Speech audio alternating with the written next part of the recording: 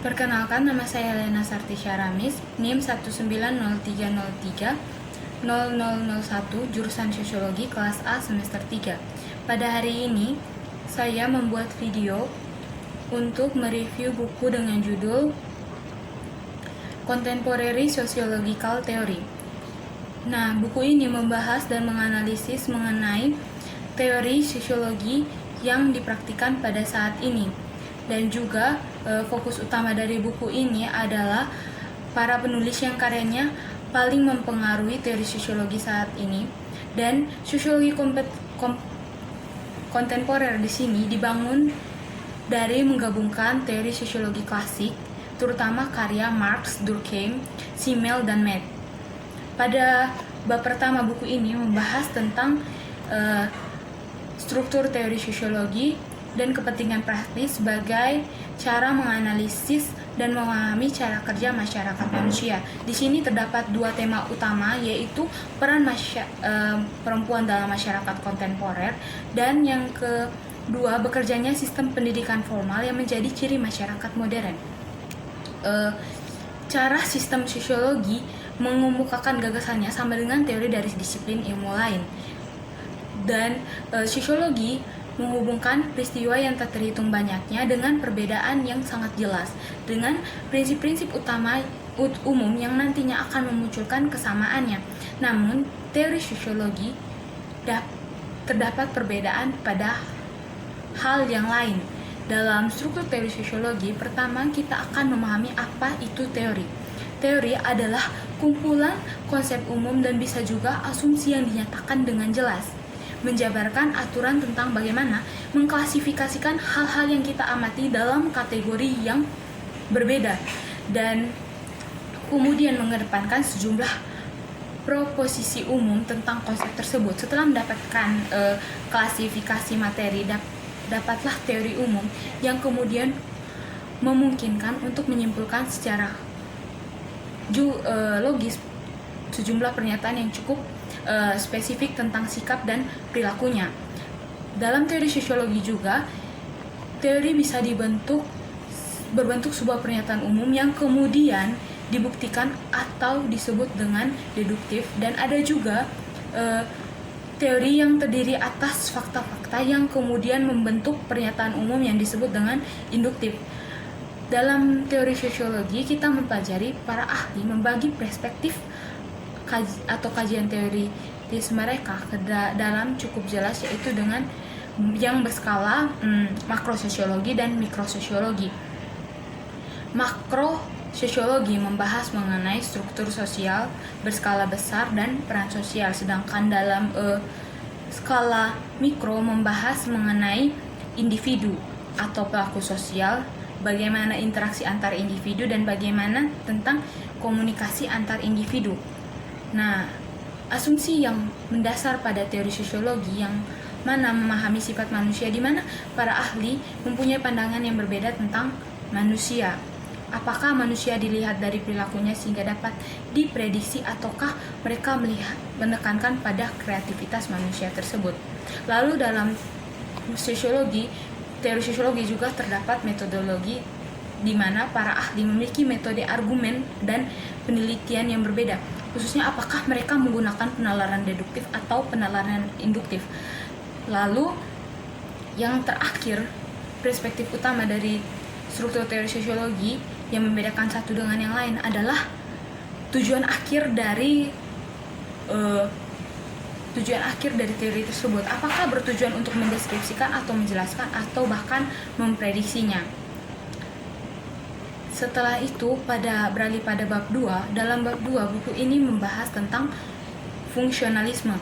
Dalam A Modern Dictionary Sociology, ia mendefinisikan fungsionalisme sebagai analisis fenomena sosial dan budaya dalam kaitannya dengan fungsi yang mereka lakukan dalam sistem sosiokultural.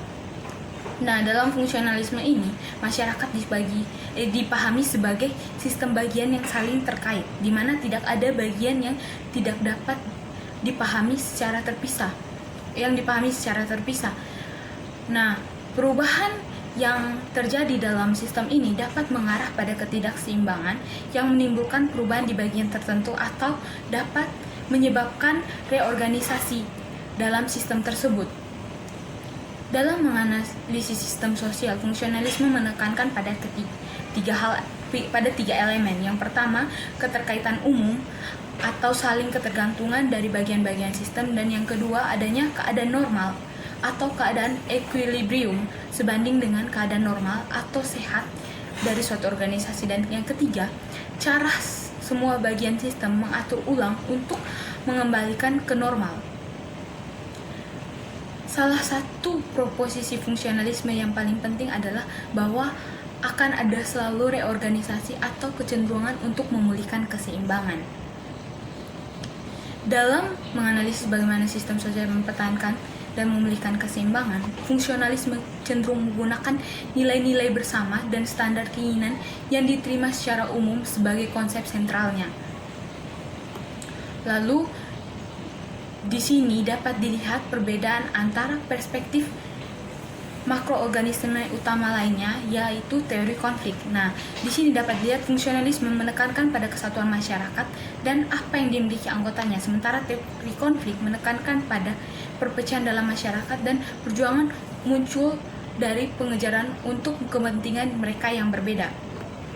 Nah, kita beralih pada bab 3, di mana ia membahas mengenai teori konflik. Teori konflik di sini menjadi alternatif setelah fungsionalisme. Bila tadi pada fungsionalisme masyarakat dan institusi sosial sebagai sistem di mana semua bagian bergantung satu sama lain, maka pada teori sosiologi konflik berbeda. Mereka melihat sebuah arena di mana kelompok-kelompok berjuang untuk mendapatkan kekuasaan dan kendali. Di sini berarti terjadi konflik antara satu kelompok untuk yang mana dapat menekan kelompok lain. Lalu pada teori konflik melihat, misalnya contoh, pada teori konflik melihat hukum perdata sebagai cara untuk mendefinisikan dan menegakkan tatanan tertentu yang menguntungkan beberapa kelompok dan mengorbankan kelompok lain. Sedangkan pada fungsionalisme melihat hukum perdata sebagai cara untuk meningkatkan integrasi sosial. Nah, juga teori konflik di sini lebih tertarik pada bagaimana persaingan antara satu kelompok dan kelompok lain yang berbeda dalam posisi masing-masing kelompok untuk melakukan sesuatu dengan baik dan mendapatkan keuntungan bagi diri mereka sendiri. Dan fokusnya adalah pada pergeseran keseimbangan kekuasaan di antara kelompok-kelompok yang bersaing, bukan pada keseimbangan dan ketergantungan serta kerjasama. Lalu pada bab 4 membahas mengenai interaksionisme simbolik. Nah, interaksionisme simbolik ini berasal dari Herbert Blumer. Beliau mendeskripsikan sebagai neologisme yang ia ciptakan begitu saja dalam sebuah artikel yang ditulis dalam Man and Society. Dan istilah ini entah bagaimana tertanggap dan sekarang digunakan secara umum.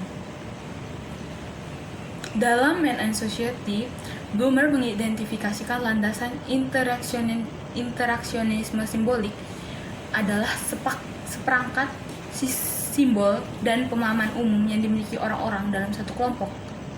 Interaksionisme simbolik pada dasarnya adalah perspektif sosial psikologis yang fokus utamanya adalah individu dengan diri dan pada interaksi antara pikiran dan emosi internal seseorang dan perilaku sosialnya. Individu di sini dipandang sebagai pembangun aktivitas dari perilaku mereka sendiri yang menafsirkan, mengevaluasi, mendefinisikan, dan memetakan tindakan mereka sendiri, bukan sebagai makhluk pasif yang dipengaruhi oleh kekuatan dari luar. Lalu kita melihat pada bab 5, buku ini membahas mengenai fenomenologi.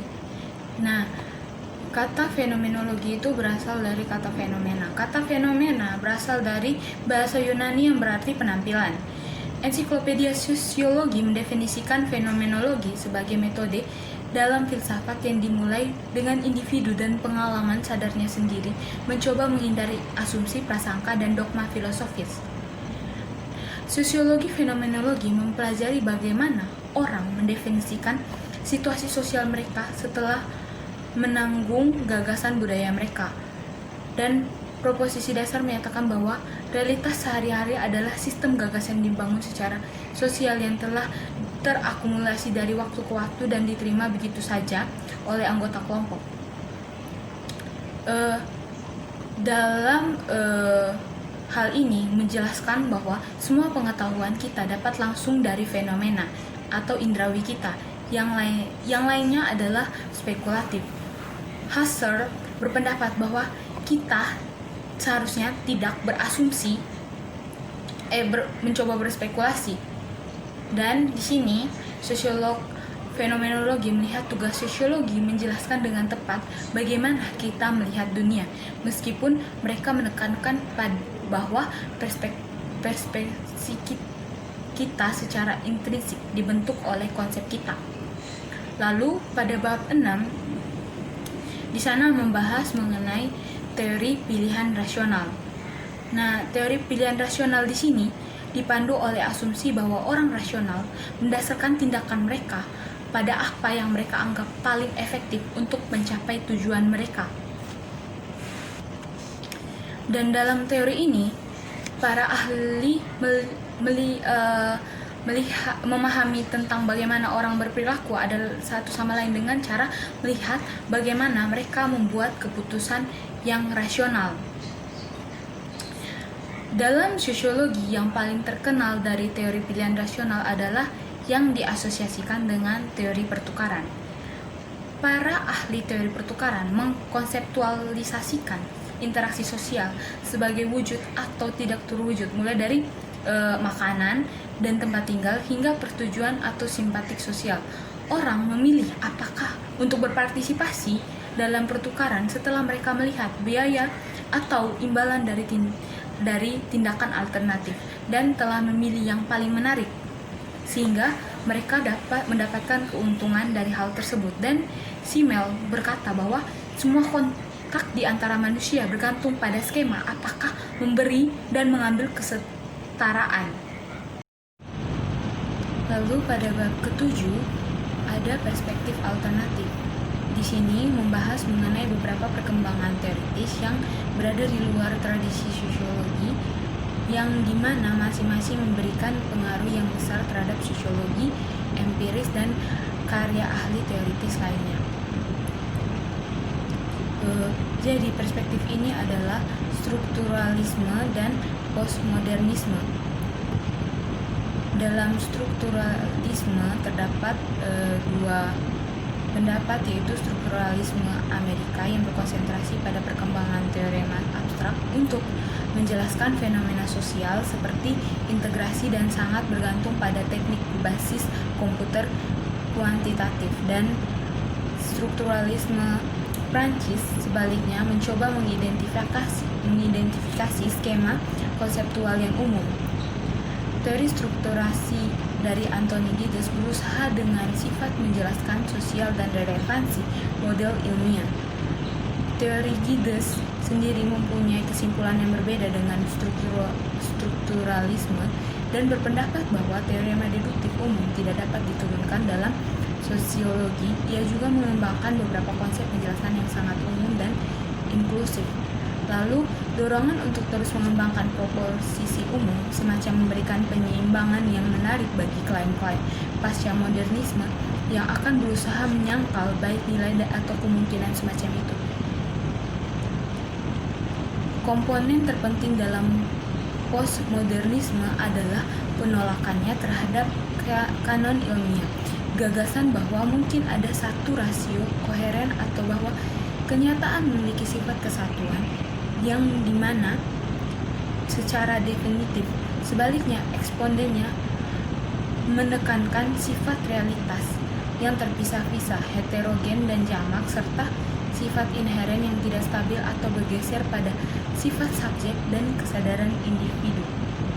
Ciri utama lain dari pemikiran postmodernis adalah penegasan bahwa telah terjadi pergeseran besar dalam sikap masyarakat kontemporer, sehingga kita mendiami dunia post-kapitalis dan postmodern yang khas.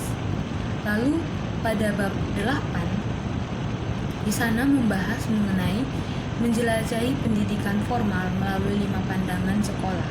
Nah, dalam fungsionalisme menganalisis pendidikan sebagai nilai impersonal dan berorientasi pada prestasi dari masyarakat industri, dan juga sistem pendidikan pada dasarnya adalah cara untuk mengamankan kekuasaan dan hak istimewa di era teknologi dan juga sekolah yang berguna untuk mempertahankan status quo demi kepentingan mereka.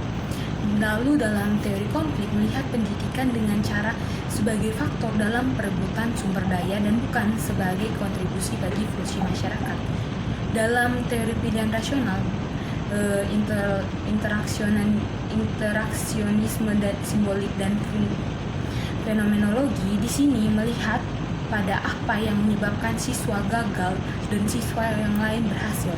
Nah, dalam teori pilihan rasional erat kaitannya dengan penekanan bahwa biaya dan manfaat dari tindakan yang berbeda. Jadi gagal tidaknya seorang siswa dilihat dari apa yang didapat siswa dan juga bagaimana cara bertindak siswa tersebut. Lalu dalam interaksionisme simbolik mengenai keberhasilan dan kegagalan siswa dilihat dari interaksi antara siswa dan guru yang kemudian ditunjukkan dengan cara berperilaku dari masing-masing, dan juga disebabkan bagaimana orang secara umum menafsirkan aspek perilaku, bagaimana siswa memahami pertanyaan guru, dan bagaimana guru memahami siswa tersebut.